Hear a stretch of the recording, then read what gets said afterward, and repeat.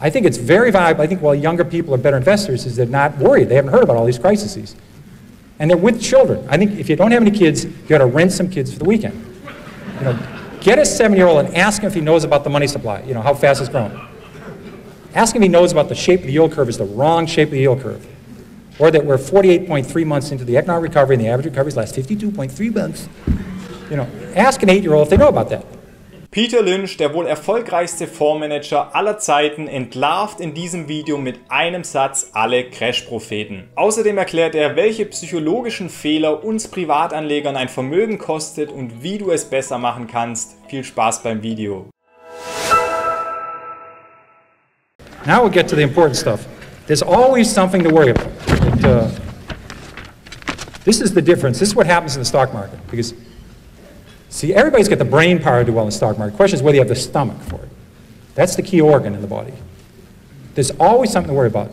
Diese eine Sache sprechen alle großen Investoren an. Nicht das Wissen und die Intelligenz entscheidet zum großen Teil über den Erfolg mit Aktien, sondern die mentale Stärke. Warren Buffett spricht von einem gefestigten Temperament, Peter Lynch spricht vom Magen, der das wichtigste Organ eines Investors ist, und der bekannteste Börsianer Deutschlands, André Kostolany, sagte schon immer, dass die Psychologie für 90% des Börsenerfolgs verantwortlich ist. I went to school, grew up with a kid in the 50s. In the decade of the 50s, there's this big theory that the Depression was caused by a stock market crash. Totally wrong. Less than 1% of Americans owned stocks in '29. We had this big-time recession. In fact, it was a depression. That's what, it wasn't caused by the stock market. The economy went down, the Federal Reserve raised interest rates, and we had a big-time depression. In fact, we had several depressions like that from 1850 on. This was only one of about 8 depressions since 1850. But people thought the only reason we got out of the Depression was World War II, and they said, once we get back, next time we have a recession, we're going to have a depression. And it's going to be a Great Depression. I never understood that adjective in front of depression. It ought to be crummy depression or bad depression, but it was always Great Depression. I never quite understood that one.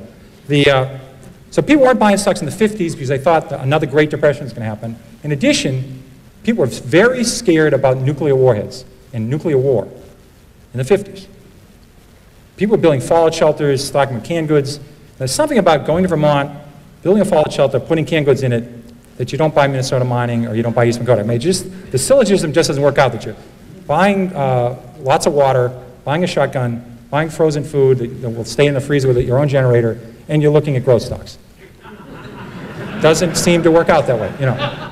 Lynch spricht hier von einem ganz besonderen Widerspruch an der Börse, denn dort gibt es grundsätzlich mehr Chancen als Risiken und deshalb steigt die Börse schon seit Hunderten von Jahren. Wer sich also auf der einen Seite auf den Untergang vorbereitet und sich Essensvorräte anschafft, auf der anderen Seite aber in Aktien investiert, der lebt in einem Widerspruch. Beides passt nicht wirklich zusammen, denn bei Aktien gehe ich von einer positiven Zukunft aus, mit mehr Gewinn und somit steigenden Aktienkursen. Wenn ich vom Schlimmsten ausgehe, dann wären Aktien das Letzte, woran ich denken würde. Also wer an der Börse langfristig erfolgreich sein will, der braucht eine positive Grundeinstellung, denn ich muss dafür Zukunftspotenziale von Unternehmen erkennen und das ist deutlich schwieriger mit einer Haltung à la der nächste Crash steht kurz bevor. And I remember in the 50s, I remember literally in classes, I was in elementary school in the 50s, and they'd come in, they'd have one of these air raid drills. Somebody in a yellow hat would come in, they'd blow a whistle, and you'd get under your desk. Even then I says, I don't think this is going to do a lot of good. You know, but people were worried about a depression and nuclear war in the 50s. And then, the warheads, they couldn't do much damage back in the 50s. Now one of these Stan countries, you know these Kakistan and Kazakhstan, all these Stan guys that have spun off these Friedman building spin-offs from the Soviet Union, every one of these little countries has enough warheads to blow the world up 88 times. Right? Who's built a fallout shelter there? You know, we stopped worrying about it. There's always something to worry about. In the 50s, it was depression and nuclear war. The 50s was the best decade of this century for the stock market, except for the 80s. Only slightly better. The 80s are only slightly better. People didn't expect a lot. We had an okay, it wasn't a great decade. They just didn't expect much. We made it through. And the stock market was terrific. Ja, als die Erwartungshaltung gering war, liefen die Börsen am besten und das hat sich auch nach diesem Lynch-Interview fortgeschrieben. Anfang der 2000er hatten wir beispielsweise den Dotcom-Crash, dann 2008 die große Finanzkrise und im Jahrzehnt von 2010 bis 2020 als die Stimmung wirklich schlecht war und die Leute durch die vorangegangenen Krisen mit dem Schlimmsten rechneten, da kamen dann 10 Jahre Bullenmarkt. Und ein Allzeithoch nach dem anderen. Do you remember when oil went from 4 to 40? Remember that period? Oil went from 4 to 40, and the experts said it was going to go to 100, and all the countries of the world were going to go bankrupt. And then the big banks are going to go bankrupt, and we're going to have a Great Depression, and the stock market's going to go down, and you're going to wind up selling pencils and apples. You know, well, I remember when oil went from 4 to 40, and the experts said it was going to go to 100. Within 2 years, oil was at 14. The experts, now much higher paid at this point, are saying it's going to go to 4, and we're going to have a depression. And people believed it again. You know, I remember when the money supply was growing too fast, and they said we're going to have a depression. Then it was growing too slow. We're going to have a depression. Remember the LDC debt? Remember the LDC debt? All the banks, our banks are very smart. They lend all their net worth to Zimbabwe and Botswana and Botswana and all these countries, Chile, a lot of countries I can't pronounce. This is Chase Manhattan and Chemical and Manufacturers Hanover. These countries weren't doing so well. Then they were called undeveloped countries or less developed countries. Now you have to call them emerging countries. It's not politically correct to call anybody an undeveloped country. LDC debt, they're all going to go bankrupt and we're going to have a depression. Then the Mideast was going on in the world. Remember that one? The Mideast was going on in the world. They weren't going to buy our bonds and the market crashed and we're going to have a depression. Then Japan was going on in the world. Remember that one? Japan was going to have all the assets and they weren't going to buy our bonds and we're going to have a depression. Within 3 years, the Nikkei Dow had gone from 40,000 to 16,000. The banking system was in trouble. And people said Japan was going to collapse and we're going to have a depression. I mean, people had, on their prayer list, at the end of the day, they had eliminated crippled children and Mother Teresa. They're praying for Japan. I mean, you know, it's a country with a 15% savings rate. You know, it's some bizarre, you know. Commercial real estate, global warming, you know. And I think as the older you get, the more nervous you get about these things. I think it's very valuable. I think while younger people are better investors is they're not worried. They haven't heard about all these crises. And they're with children. I think if you don't have any kids, you got to rent some kids for the weekend. You know, get a 7-year-old and ask him if he knows about the money supply, you know, how fast it's growing. Ask him if he knows about the shape of the yield curve is the wrong shape of the yield curve. Or that we're 48.3 months into the economic recovery and the average recovery lasts 52.3 months. You know, ask an 8-year-old if they know about that. 8-year-olds have a very high expectation about the next 20 years. That's what you need to do.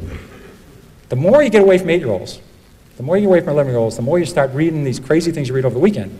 Hier ein sehr, sehr spannender Tipp von Lynch. Wer am Aktienmarkt investiert, sollte sich an Kindern orientieren. Denn diese haben eine positive Erwartungshaltung, was die Zukunft betrifft. Sie wollen spielen, neue Erfahrungen sammeln, Dinge erforschen, sind neugierig und sorglos. Und je mehr man sich dann aber mit den Nachrichten beschäftigt, die Angst machen, was ja so gut wie alle Nachrichten tun, desto mehr setzt sich dieses negative Bild fest. Das bedeutet wiederum mehr Zweifel und Ängste beim Investieren und dadurch werden die guten Chancen verpasst. Das soll natürlich in keinster Weise heißen, dass man sein Geld sorglos einfach in irgendeine Aktie stecken sollte. Ganz im Gegenteil. Rational und besonnen handeln ist einer der wichtigsten Bausteine beim Investieren und dieses rationale Handeln ist es, was mir eben fehlt, wenn ich mich von Gefühlen wie Angst leiten lasse. Die Börsenoma Beate Sander sagte dazu, meide die gefährlichen 4, Euphorie, Angst, Panik und Gier. In fact, from 1955 to 1985, the stock market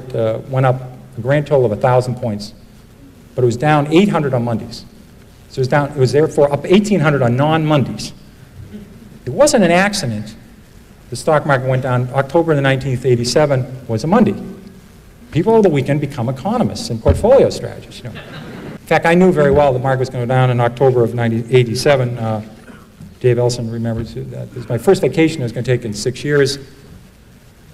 And we decided to go to Ireland and we stayed at all these little cottages and play golf. And I left on Thursday after the close of trade. The market was down 55 points, which wasn't a good start, but it was down 55 points. And we got over there, and because of the time zone, we were able to do what we wanted to do and get down to Cork and called in. The market was down about 118. I said to Carolyn, if the market goes down on Monday, we better go back. But we're already here, so I'll also stay for the weekend. So, as you know, the market went down 508 on Monday, so I flew home. Because my fund had gone, I think, from 13 billion to 9 billion in 2 working days. And it was, the trend here is not positive. Like I could do something about it, but there's time when they called, they wanted to say, well, what's Lynch doing right now? Well, he's on the 10th hole. He's even par on the front 9, but He's in a trap right now. This could be a double bogey. This could be a quadruple bogey right here. Could blow the entire front nine right here. You know, this is not what they wanted to hear. You know, Ja, als Peter Lynch zum ersten Mal nach 6 Jahren im Urlaub war, kam der berühmte 1987er Crash. Dazu habe ich ebenfalls schon ein Video produziert, das findest du oben rechts in der Infokarte. Nachdem der Dow Jones innerhalb eines Tages um mehr als 500 Punkte einstürzte, flog Lynch sogar aus seinem Urlaub zurück und alle erwarteten jetzt eine Reaktion. Was würde er wohl tun nach dem Einsturz? Und die Wahrheit ist nichts. Was er tun könnte, ist dem Crash günstig Aktien nachkaufen, aber die Situation umbiegen und den Markt sofort wieder nach oben schicken, das funktioniert einfach nicht. Aber auch nach dem 1987er Crash erholte sich der Markt schnell wieder und nach 1,5 Jahren waren wieder die alten Höchststände erreicht. Und man merkt Lynch diese emotionale Gelassenheit an. Er weiß nicht, was die Märkte tun, ob sie steigen oder fallen und deshalb fokussiert er sich auf die Dinge, die er beeinflussen kann, und zwar die richtigen Aktien mit dem größten Potenzial auszuwählen. So I have no idea when the market's going to go down and no idea when it's going to go up. I'm totally shocked. The market was 4,000 2.5 years ago. A little while ago, it's 8,000. I had no idea about this. Very surprising to me. But I'll guarantee you the market will be a lot higher in 15 years. It'll be a lot higher in 25 years. What it's going to do in the next 1 or 2 years, I don't have any idea. And if somebody in this room knows about it, they're not telling anybody. Or they're not in this room. They're down in Palm Springs somewhere. You know, they've made $1 billion. Or if they know anything about interest rates. Because in interest rates, if you can be right 5 times in a row in 10 grand, you can have $2 billion. There's not that many people with $2 billion. There's a lot of people predicting interest rates. Did you ever think about that one? Just 5 times right in a row in 10 grand, $2 billion. If you're right 7 times in a row, you can have the GNP of, you know, the United Kingdom. You know, it's a big number. Ja, der wichtigste Punkt, der alle Crash-Propheten entlarvt: Wer wirklich weiß, wann der Markt einstürzt, der ist auf diese öffentlichen Aussagen nicht angewiesen. Denn wer wirklich die Kurse vorhersagen kann, der kann mit einem 100-fachen Hebel auf den Kursverfall der Märkte spekulieren und wird zum Milliardär. Und worauf Lynch anspielt: Warum gibt es mehr Leute, die über den Crash schreiben, als Leute, die wirklich mit richtigen Vorhersagen über einen Crash ein Vermögen verdient haben? Diese Frage sollte man sich stellen. Und was ist deine Antwort? Schreib es gerne unten in die Kommentare. Und das führt mich zu einer weiteren Frage, nämlich womit Leute, die Crash-Prognosen machen, wirklich ihr Geld verdienen. Wenn sie aufgrund ihrer Prognosen die richtigen Investmententscheidungen getroffen haben und dadurch ihr Geld verdienen, dann super. Wenn nicht, dann ist das ein ganz klares Warnsignal. So, I don't worry about that. I know we've had 96 years a century. And the market's fallen 53 times. We've had 53 declines of 10% or more. So 53 declines in 96 years. Once every 2 years, we have a 10% decline. Of the 53 declines, 15 have been 25% or more. So 15 in 96 years, about once every 6 years, the market falls 25% or more. That's what we call a bear market. You know that. Im Durchschnitt fiel der Aktienmarkt alle 6 Jahre um 25% oder mehr. Und wenn man sich das vor Augen führt, dann wird das Ganze auch deutlich erträglicher. Wer in Aktien investiert, der muss mit solchen Rückschlägen rechnen, und wer mit diesen Rückschlägen mental nicht umgehen kann, der sollte nicht in Aktien investieren. Crashs werden also immer wieder vorkommen und lassen sich nicht aufhalten. Gefährlich ist dann nur die Aussage im Crash: Diesmal ist alles anders. Denn wie gesagt, der Bärenmarkt gehört genauso zur Börse wie auch der Bullenmarkt. And it's going to happen. I don't care when it's going to happen. I would love to know. Obviously, it would be very useful to know when it's going to happen. It doesn't make a difference to me. Corporate profits will be a lot higher 8 years from now, a lot higher 16 years from now, a lot higher 30 years from now. That's what I deal with. Ja, wer langfristig in Aktien investieren will, der braucht dieses Vertrauen von Peter Lynch aus dem Jahr 1997, dass Unternehmensgewinne in 10, 20 oder auch 30 Jahren höher sein werden als heute. Und genau das ist auch passiert. Von 1997, als die Unternehmensgewinne der US-Unternehmen noch bei 500 Milliarden Dollar lagen, ging es steil bergauf. Heute im Jahr 1921 stehen wir bei knapp 2000 Milliarden Dollar. Wir haben also 4-mal so hohe Unternehmensgewinne als noch vor 24 Jahren. Und der größte US-Aktienindex S&P 500, was tat der? Der verviereinhalbfachte sich. Wir sehen also, solange die Unternehmensgewinne steigen, steigen auch die Aktienmärkte. Es gibt also einen klaren langfristigen Zusammenhang zwischen Unternehmensgewinn und Aktienkursen. Was sagst du zur Philosophie von Peter Lynch? Schreib es gerne unten in die Kommentare. Wenn dir das Video gefallen hat, dann zerstör den Like-Button und abonniere diesen Kanal für mehr Tipps und Tricks rund um deine Finanzen. Hier oben rechts findest du mein Depot, das ich für meine langfristigen Investitionen in Aktien nutze, und hier oben links ein Video, das für dich interessant sein könnte. Vielen Dank dir fürs Zuschauen, bis zum nächsten Video, ciao.